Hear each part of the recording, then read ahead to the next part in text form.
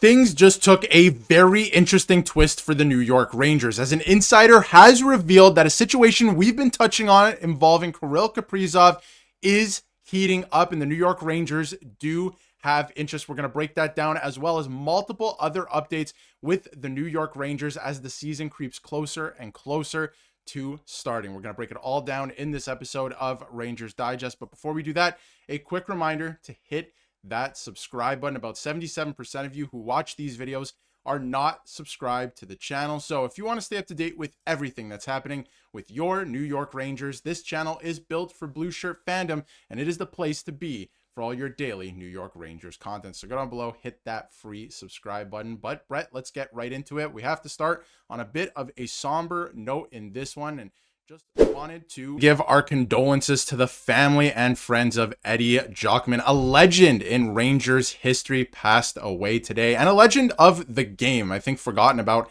around the league, an absolute legend. So Brett, we just wanted to give our condolences to the friends and family. Yeah, Darius, an absolute legend in Eddie Giacomin. I mean, the Rangers have had such a rich, outstanding history in terms of, the type of goaltenders that they've had, and Giacomin is a legend, like you just alluded to, and forgotten about, but we're not forgetting him here today, and neither are the Rangers. An outstanding player. You look at this quote here from the Rangers, and I just want to highlight one line. The great Rod Gilbert called him the heart of their team, and we cannot think of a greater honor to bestow on one of the greatest goaltenders to ever play the game. And you can see a quote like that from Rod Gilbert. I mean, the first Ranger to ever have his jersey hung in the rafters. Not only that, the leading scorer of all time. So when you hear an individual like Rod Gilbert say those type of words about you, you understand the impact that he had on the ice and off the ice. So just want to send our condolences out to him, his friends, and family. But now on a better note, we're going to break down some interesting updates here. And one of them pertains to Kirill Kaprizov. And man, the rumors have been getting very hot over the weekend. Yeah, there's a lot of juicy stuff to get to, but just to tie that up with a bow, there's a great story about Eddie out there on YouTube too, about how, he didn't really have that much confidence at the time, and Rangers fans were kind of turning on him, and then he became the goaltender that he was. Pretty cool story, so go check that out. But like you alluded to, Vince Mercogliano came out with another article. The season's about to start. It's a great time of year. Everybody is back into hockey, and he said that for himself and Peter Baugh are examining the 10 biggest questions heading into the season. There's a lot of really good ones in this article, by the way. Go check it out. And Vince, congratulations. We mentioned it in a video previously, that is now working for and writing for The Athletic, so congratulations to Vince. But some interesting stuff in here. There's also, which we'll touch on at the end of the video more so, we'll get back to this, they're doing theme nights for each era of the 100 years of Rangers, which is very, very cool. Happy about that. But we'll get to it. It's Artemi Panarin. It's Kirill Kaprizov. How does it all work out? Vince is asking the questions in this article. Panarin had a great season last year. It's considered a down season. It was considered a down season for the entire team. Still put up some really good numbers. He was fifth in the NHL at 5-on-5 points. A bunch of different advanced analytics, like he's top 10 in that. So he's a top 20 player in hockey still at his age. And I say at his age, of course, he's still technically in his prime, but if you sign him to a contract extension, then things are getting pretty interesting. How long is it? And can you afford a guy like Kirill Kaprizov? And Vince and other insiders, I thought this was very interesting over the weekend, are saying to keep a very close eye on this situation and what the Rangers decide to do with Artemi Panarin, because it sounds like they're very comfortable letting this slide for a while, just letting them, see how things play out. There was rumors at the end of last week about Kirill Kaprizov being asked to give in his trade list, which the Rangers are, apparently the top of as well, which we touched on. So, Brett, what do you make of this? Vince is saying keep an eye on the New York Rangers because they have Shesterkin. Gavrikov came here for a very specific reason, and Kirill Kaprizov and Artemi Panarin share an agent. So I think where there is smoke, there's definitely fire. I think Kaprizov turned down the contract extension for a reason, and he could be a New York Ranger, and sooner than people think, I think, at this point. You certainly have to keep an eye on it, Darius. You made a lot of very good points there, and one of them is the fact that, let's not forget, the Rangers just brought in Vladislav Gavrikov this offseason, and he was the best defenseman on the market, in my opinion, and a lot of other people's opinions as well. Yet he was the third highest paid defenseman on the market. You saw guys like Ivan Provorov and Keandre Miller get richer deals than this player, And a lot of that had to do with the fact not only that he wanted to pair with Adam Fox, but that Panarin helped recruit him here the entire offseason. We saw reporting about it from Emily Kaplan, from Larry Brooks, and others. But make no mistake about it, Artemi Panarin 100% recruited Gavrikov here. They have a very strong relationship, and I'm sure that the Rangers wouldn't have Panarin do all that recruiting, and Panarin wouldn't do all that recruiting himself if he wasn't confident that he would be returning. Now we see Kirill Kaprizov Yeah. turn down the richest deal in NHL history, would be the highest paid player in the entire sport, more than Leon Draisaitl, and he turned that down. So you know Panarin is certainly talking to him as well. You understand Gavrikov has a relationship with this player. You know Shesterkin has a relationship with this player. So it's not just about the Russian connections, Darius. It's about the fact that, yes, these Russian connections are strong, but these players are elite. These are not, it's not the 13th forward on your roster that's close with Kirill Kaprizov. It's some of your best players. Not only that, but Igor's a top five goaltender. You mentioned Panarin, still a Yep. top 20 player in the sport. Gavrikov, a shutdown defenseman. So these connections are strong. The team is strong. I understand last year was a disaster, but I really expect them to bounce back. I truly believe they will bounce back. Not saying they're going to win the President's Trophy like they did in 23-24, but I certainly expect them to be a playoff contender. They have a good mix of veterans and youth, so it's certainly an attractive destination.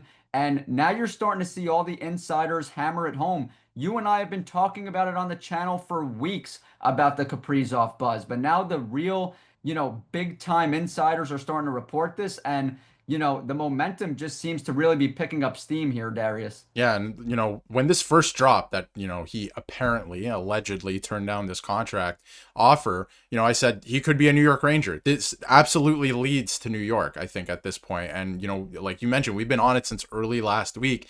And now there's other insiders like Michael Russo, for example, saying Kirill Kaprizov, in terms of, his interest league wide, the Rangers, the Hurricanes, they're at the top of the list. The Blackhawks also are. But think about it from Kirill Kaprizov's point of view. He wants to be competitive. And I think the Rangers and the Hurricanes can offer that, while being able to offer him probably whatever he wants in terms of salary, right? Especially next season. That's really where I think things get interesting here, because Kaprizov, if they did ask him for his no trade list, and I want your thoughts on this too, Bret.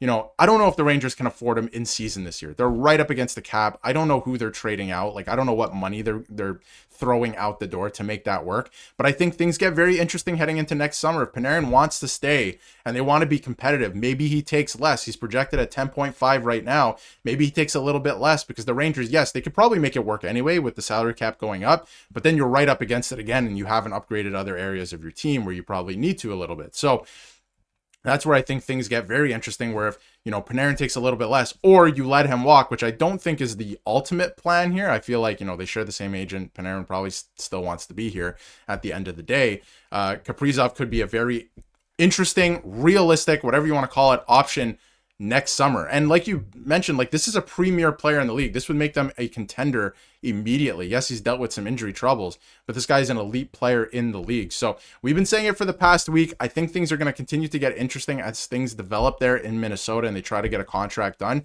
But I think that there is more to it than just the term of the contract. I do believe there is some truth to the fact that he turned that contract down because he wants to play for a competitive team in a bigger market, and the New York Rangers fit the bill. Yeah, you have to keep one thing in mind, Darius. I understand that it may be unattractive to try to trade for this player, try to trade for a player of this magnitude, during the season, because you have to give up something to get something, and you're certainly going to have to part with a lot of pieces to make this happen. And I understand the cap space situation as well. It would be difficult to make that work. But when a player like this shakes loose, when a player like this becomes available, sometimes you have to pounce as soon as you can, because if you play the waiting game, if you just say, look, we're going to compete this season, we feel good about our chances in free agency. If you take that risk, Darius, you have to accept the outcome, because let's say another team trades for Kirill Kaprizov and the chemistry is great, the results are off the charts, and he wants to stay with that team. So even though the Rangers may be feeling good about their chances on the open market, you take that risk if a team were to trade for a player like this and they develop that chemistry, that camaraderie, and he ends up really liking it there. So, the Rangers, you may have to risk it for the biscuit. There's that possibility. The Minnesota Wild are not asking for his trade list for no reason. They are going to be making calls. They are going to be listening to calls. They don't want to let this player walk out for nothing.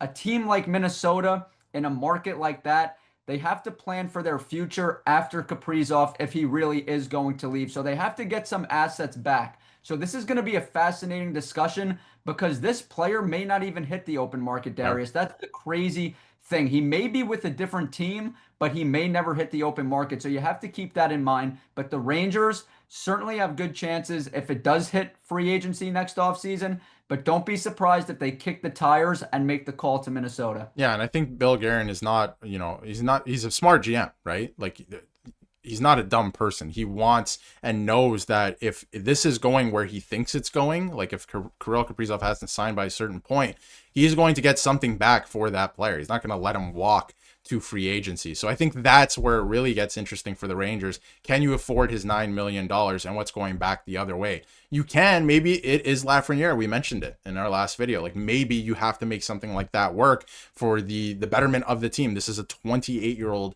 stud that could, propel you to become a Stanley Cup contender, and he is an elite player in the league. So something to consider as the season goes on. Should be very interesting to keep an eye on. But we want to hear what you have to say in the comments about everything we discuss today, because I think things are only going to heat up around this discussion as the season goes on, and there's no contracts signed. Like, obviously Connor McDavid, Kirill Kaprizov, even Artemi Panarin. That could be very interesting. What if there's a trade in the works there as the season goes on too? Let us know how you feel in the comments. The conversation always continues there. It also continues on X. You can find the link in the description.